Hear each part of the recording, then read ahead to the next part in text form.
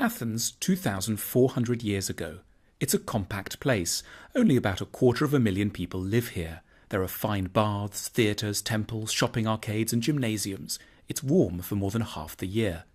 This is also home to the world's first true and probably greatest philosopher, Plato. Born into a prominent and wealthy family in the city, Plato devoted his life to one goal, helping people to reach a state of what he termed eudaimonia, or fulfillment. Plato is often confused with Socrates. Socrates was an older friend who taught Plato a lot but didn't write any books.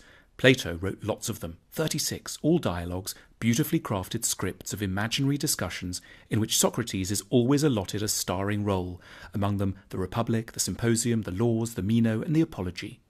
Plato had 4 big ideas for making life more fulfilled. First big idea: think more. We rarely give ourselves time to think carefully and logically about our lives and how to lead them. Sometimes we just go along with what the Greeks called doxa, or popular opinions. In the 36 books he wrote, Plato showed this common sense to be riddled with errors, prejudice and superstition. Fame is great, follow your heart, money is the key to a good life. The problem is, popular opinions edge us towards the wrong values, careers and relationships. Plato's answer is, know yourself. It means doing a special kind of therapy, philosophy, subjecting your ideas to examination rather than acting on impulse. If you strengthen your self-knowledge, you don't get so pulled around by feelings. Plato compared the role of our feelings to being dragged dangerously along by a group of wild horses. In honour of his mentor and friend Socrates, this kind of examination is called a Socratic discussion. You can have it with yourself or, ideally, with another person who isn't trying to catch you out, but wants to help you clarify your own ideas. Second big idea: let your lover change you. That sounds weird if you think that love means finding someone who wants you just the way you are. In a Symposium, Plato's play about a dinner party where a group of friends drink too much and get talking about love, sex and relationships, Plato says, true love is admiration. In other words, the person you need to get together with should have very good qualities, which you yourself lack. Let's say they should be really brave or organised or warm and sincere. By getting close to this person, you can become a little like they are. The right person for us helps us grow to our full potential. For Plato, in a good relationship, a couple shouldn't love each other exactly as they are right now.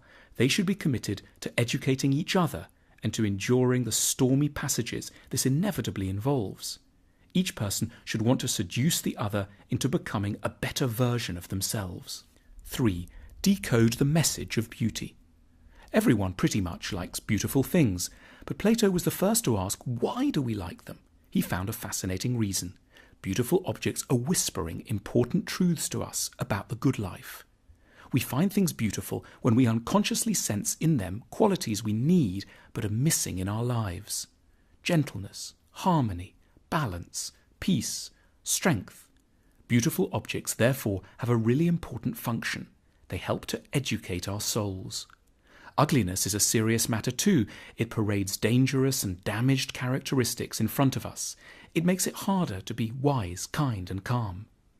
Plato sees art as therapeutic. It's the duty of poets and painters and nowadays novelists, TV producers and designers to help us to live good lives. 4. Reform society. Plato spent a lot of time thinking how the government and society should ideally be. He was the world's first utopian thinker. In this, he was inspired by Athens' great rival, Sparta. This was a city-sized machine for turning out great soldiers. Everything the Spartans did, how they raised their children, how their economy was organised, whom they admired, how they had sex, what they ate, was tailored to that one goal. And Sparta was hugely successful from a military point of view. But that wasn't Plato's concern. He wanted to know, how could a society get better at producing not military power, but fulfilled people? In his book, The Republic, Plato identifies a number of changes that should be made. Athenian society was very focused on the rich, like the louche aristocrat Alcibiades, and sports celebrities like the boxer Milo of Croton.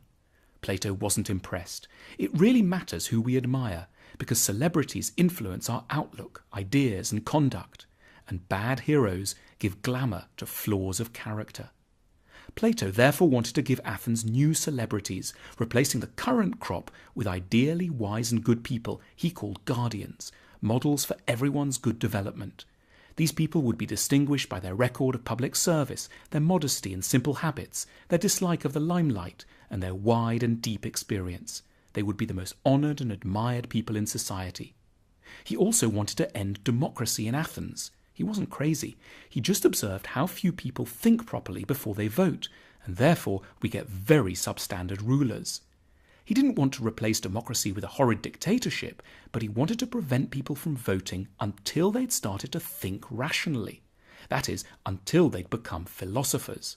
Otherwise, government would just be a kind of mob rule. To help the process, Plato started a school, the Academy, in Athens, which lasted a good 300 years. There, pupils learnt not just maths and spelling, but also how to be good and kind. His ultimate goal was that politicians should become philosophers. The world will not be right, he said, until kings become philosophers or philosophers kings.